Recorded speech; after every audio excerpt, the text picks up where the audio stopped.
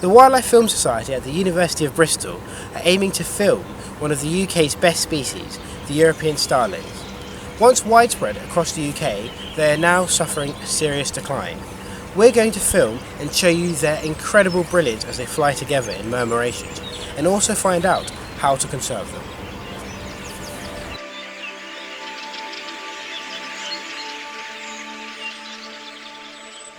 Starling murmurations have fascinated people for centuries, not least because what seems to be going on appears almost impossible to fathom as a human in terms of processing information and the collective movement.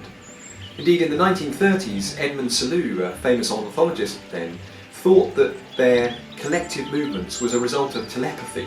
They had some sort of collective mind that allowed these joint reactions. Actually, what's happening in these starling flocks, just like in many fish shoals, is that individuals are responding just to their nearest neighbours. So maybe 6 or 7 closest birds. And as soon as one of those nearest neighbours changes direction or alignment, then they respond, usually within a wing beat or two.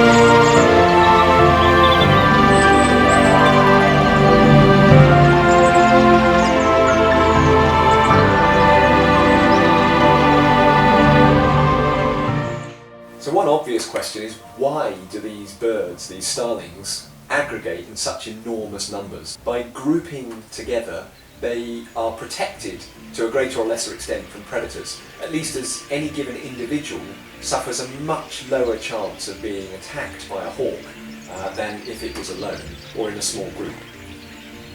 And another possibility for why they aggregate is for warmth. Since one of the major likely causes of starling declines is changes in agricultural practice, like with lots of our native wildlife, if we're to try and redress that balance, then we need to think carefully about the habitats that are available to animals across different taxonomic groups. So there you have it. When starlings come together, it really is a sight to behold. We hope this short film has shown you the brilliance of their murmurations, and hopefully inspired you to get out there and explore the brilliant British wildlife that is around us.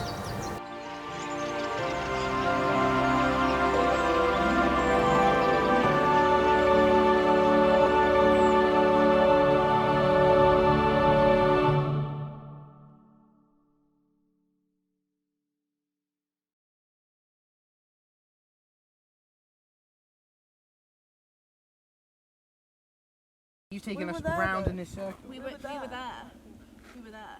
And so, yeah, we've gone back and then I thought we were there. No, we were there. I suggest we follow them. Have you started filming? Of course I'd started filming. These are going to be like so bloopers. candid, yeah. It's going to get worse. Are you? Ready? What were you expecting?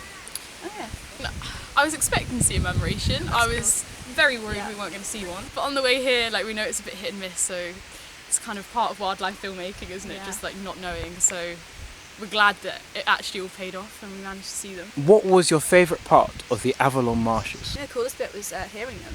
Like, Still hear them. You still hear them now, but like they sound like paper or like rustling against each other. Like, I didn't know they're so far away, but actually you hear them so loudly.